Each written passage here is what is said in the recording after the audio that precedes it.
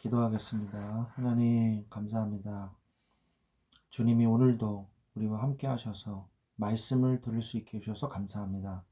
이 말씀이 나의 영혼과 나의 육신과 나의 마음과 정신과 생각을 바로잡아 주시고 치유하여 주시고 하나님께로 나아갈 수 있는 믿음과 의지를 더하는 시간 되게 하여 주시옵소서. 주 예수 그리스도의 이름으로 기도합니다. 아멘. 네, 하나님 말씀은 레위기 11장 45절 말씀 한 절 보겠습니다. 레위기서 11장 45절 말씀입니다. 제가 봉독해 드리겠습니다. 나는 너희의 하나님이 되려고 너희를 애굽 땅에서 인도하여 낸 여호와라. 내가 거룩하니 너희도 거룩할지어다. 아멘. 네, 레위기서 11장 말씀은 레위기서 10장에서 나답과 아비후가 이 불을 잘못 다루어서 번제단의 불을 가지고 분향단에 불을 붙여야 되는데 나답과 아비후가 각각 다른 불을 가지고 와서 분향단에 불을 붙이려다가 불에 타 죽는, 하나님이 여호와의 불이 나와서 그 불에 타 죽는 이런 사고가 발생을 하죠. 그러면서 모세가 너희들의 삶이 더 거룩하여져야 함을 깨닫게 하기 위해서 그들의 삶이 더 거룩해지기 위해서 규례를 더 강화합니다. 더 많은 그리고 더 구체적인 규례들이 나와요. 사실 법이라는 게 살면 살수록 시대와 그 사회를 반영하면서 더 구체화되어지고 어떤 법은 없어지고 어떤 법은 생기고 이제 그렇게 하지 않습니까? 그 시대와 상황에 맞게. 근데 하나님이 제사장의 이런 모습을 보면서 바로 주신 말씀이 사실은 독주거든요. 독주를 마시지 말라. 이것으로 미루어 보아 나답과 아비후가 독주를 마셔서 실수한 것이 아닌가라고 보기도 합니다. 물론 독주를 마셔서 이렇게 됐다라고 얘기하진 않아요. 그러나 바로 그 이후에 이제 독주에 관한 규례가 나오거든요. 영어 성경에 보면은 와인이나 포도주나 또는 발효된 어떤 술도 마시지 마라 이렇게 나옵니다. 자, 그래서 이제 11장에서는 백성들이 하나님의 말씀 안에서 거룩하게 살 수 있도록 구체적인 내용까지 이제 나오게 되는 것이죠. 그들의 삶을 이제 하나님께 드림받는 거룩한 삶을 살아야 되는데 삶은 어떻게 살아야 하는지 그것에 대해서 더 구체적으로 하나님께서 말씀을 해주고 계시는 것입니다. 그래서 의식주 중에서 제일 중요한 게 뭘까요? 제일 중요한 거는 바로 식이죠, 식. 먹지 못하면은 안 되니까. 그래서 정한 짐승과 부정한 짐승, 그리고 정한 곤충과 부정한 곤충, 먹을 것에 대해서 무엇을 먹지 말고 무엇을 먹을 수 있는지에 대해서 그리고 그에 따른 구체적인 규례에 대해서 말씀을 해주고 계시는 것입니다. 그리고 부정한 짐승이나 곤충을 만졌을 때에 또는 그것이 어디에 떨어지거나 그릇에 담겨져 있을 때에 그것을 정하게 하는 방법에 대해서 말씀을 해주고 계십니다. 더러운 것을 좋아하는 사람은 없죠. 거룩하고 완전하신 하나님은 이 더러운 것을 싫어하십니다. 그래서 마귀는 더럽죠. 이 더러운 귀신아 이렇게 얘기하지 않습니까? 그래서 하나님은 부정한 것은 어떤 것이든 용납하지 않으셨습니다. 그리고 그 부정으로 한 것으로 인해서 하나님을 만나러 나온다? 이것은 절대 용납할 수가 없었어요. 그리고 이스라엘 백성이 거룩해야지만 하는 이유가 뭐냐? 그들은 그냥 뭐 구원받았다 이게 아니고요. 그들은 무엇을 나타내냐면 하나님의 백성이라고 말씀하고 계시지 않습니까? 하나님을 나타내는 백성들이란 말이에요. 근데 이들이 추악하고 더럽고 더러운 관습을 가지고 있으면 안 되잖아요. 모든 민족들 앞에서 모범이 돼야 되거든요. 하나님의 백성임을 나타내야 되거든요. 그렇기 때문에 하나님께서 그에 따른 모든 율례를 주신 것입니다. 다시 말해서 정한 짐승과 부정한 짐승을 그리고 곤충을 규례를 말씀해 주신 이유는 하나님이 거룩하시기 때문이에요. 하나님이 거룩하시기 때문에 우리도 거룩함을 유지하기를 원하신 것입니다. 하나님의 백성으로서의 삶을 살기를 원하신 거예요. 구원이란 뜻이 사실은 무엇입니까? 거룩해지다, 거룩하다 라는 말이 사실은 무슨 뜻입니까? sanctification인데 그거를 원어를 더 잘 보면 구별하다, 구분하다 라는 뜻이 있어요. 그러니까 그냥 일반적으로 다 섞여 있는 것이 아니라 그 일반적인 것들과 구별되어서 따로 있다 이 말이에요. 그게 바로 거룩하다라는 의미인 것입니다. 하나님은 오늘 말씀해 보면은 무엇을 말씀하시냐면 45절에 너희를 애굽 땅에서 인도하여 낸 여호와라 이렇게 말씀하잖아요. 그래서 출애굽부터 말씀을 하고 계십니다. 왜 그러냐? 출애굽은 뭘 의미하는 겁니까? 구원을 의미하는 것이거든요. 그래서 신약 시대에 이신칭의라는 말이 있지 않습니까? 그래서 의롭다 하심을 칭함받은 거예요. 그래서 우리가 구원을 받았거든요. 출애굽하는 것을 구원으로 보거든요. 왜냐하면 6월절 어린 양의 피를 바르고 출애굽했기 때문에 6월절 어린 양은 뭘 의미합니까?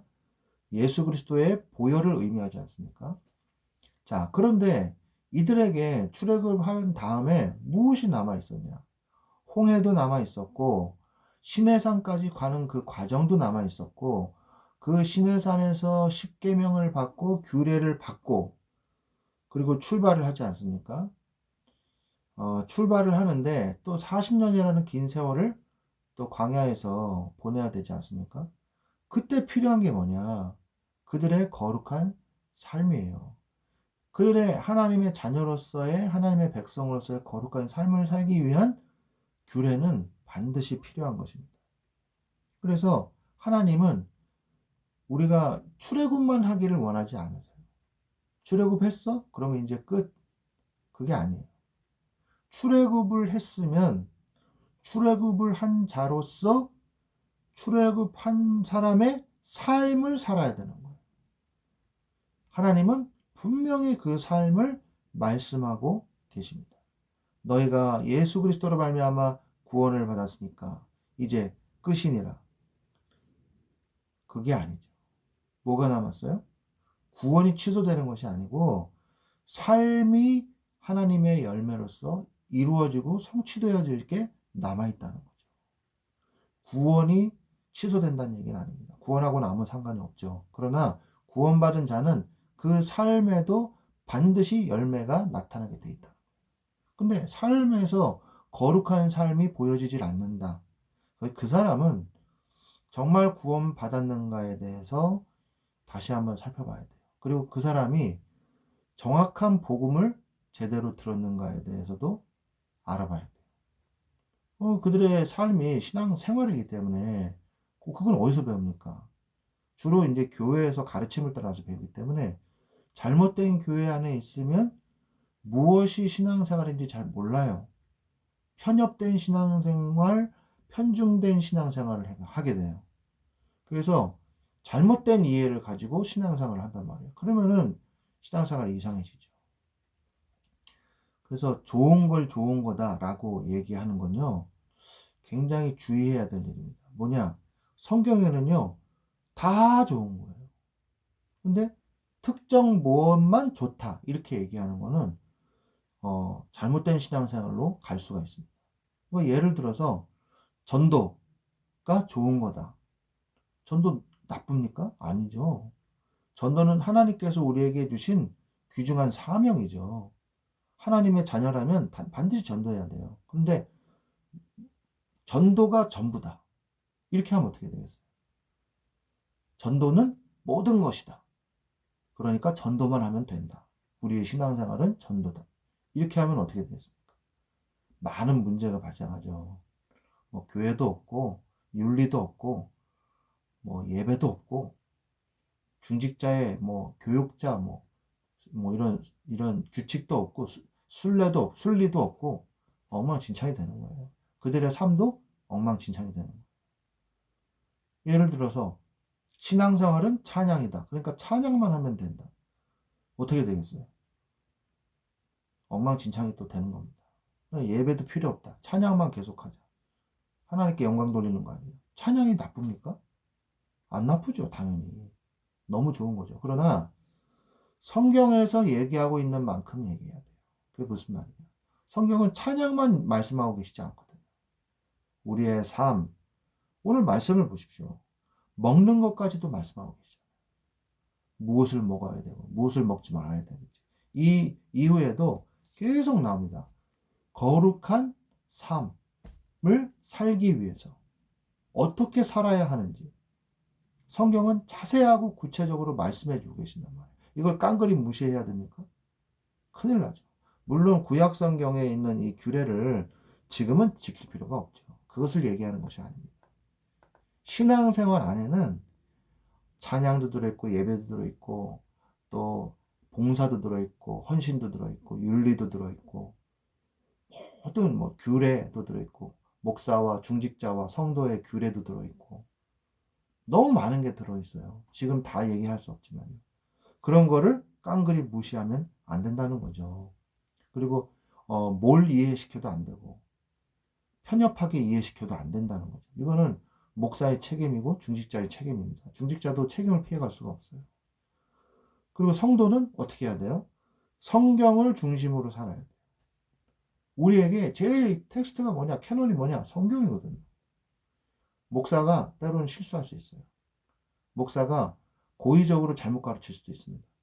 그것을 알아차리고 잘못했다고 고칠 줄 알아야 되는 게 중직자예요. 그리고 성도들도 마찬가지입니다. 성도들도 하나님 앞에서 성경을 읽으면서 무엇이 틀리고 무엇이 맞았는지, 내가 신앙생활을 제대로 하고 있는지 항상 점검해야 돼요. 성경이 나의 거울이 되어서. 그래서 중요한 건 뭐냐? 삶도 하나님이 거룩하라고 말씀하셨다는 거예요. 그래서 우리의 삶을 절대 무시해서는 안 됩니다. 구원받았으니까 끝이다. 이거는요, 구원파의 교리, 제세례파의 교리와 좀 비슷합니다. 그래서 이 구원을 너무 강조하다 보니까 구원 외에는 다 필요 없다. 뭐 이런 식으로 나갈 수가 있거든요. 굉장히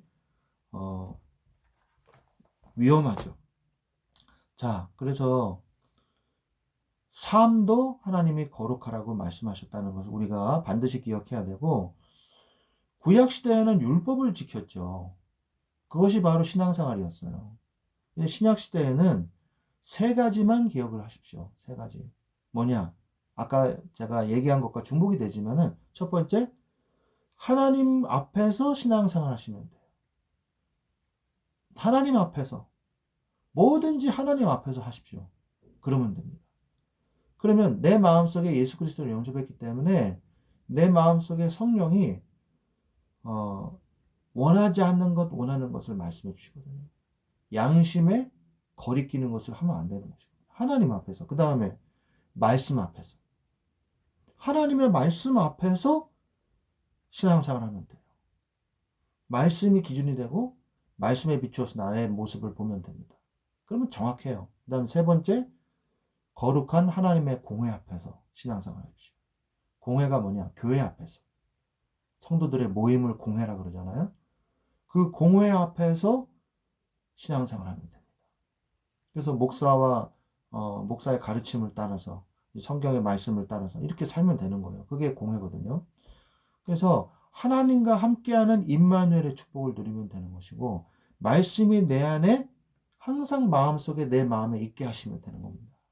말씀을 마음에 자꾸 담으세요. 그 다음에 거룩한 예수 그리스도의 몸된 지체와 함께 교제하고 그 안에서 신앙생활을 하면 되는 것입니다. 분명히 성경은, 하나님의 말씀은 거룩한 주의 몸된 교회 안에서 신앙생활을 하라고 되어 있어요. 나 혼자 신앙생활 물론 어쩔 수 없는 경우에는 할 수밖에 없는 경우도 있죠. 그죠? 뭐 공산주의 체제라든지 공산 독재, 독재 체제라든지 이슬람권이라든지 그럴 수도 있습니다. 그런데 중요한 건 뭐냐면 하나님의 몸된 지체, 그게 뭐예요? 거룩한 주의 공회죠. 몸된 지체와 함께 교제하는 것 중요합니다. 그리고 그 안에서 신앙생활을 하면 되는 것입니다. 그래서 이 세 가지, 하나님 앞에서, 말씀 앞에서, 주의 거룩한 공회 앞에서 신앙생활을 하십시오. 그러면 거룩한 삶을 살게 되는 것입니다. 이 구별된 이 삶을 사시기를 주 예수 그리스도의 이름으로 축원드립니다. 기도하겠습니다. 하나님 감사합니다. 하나님의 자녀된 이 거룩한 삶을 이제 살기를 원합니다. 구원과 함께 우리에게 주신 이 삶도 주님이 주인 되심으로 주님께 드려지는 삶이 되게 하여 주시옵소서. 내가 거룩하니 너희도 거룩하라 말씀하신 그대로 이루어지고 성취되게 하여 주시옵소서. 예수 그리스도의 이름으로 기도드렸사옵나이다. 아멘.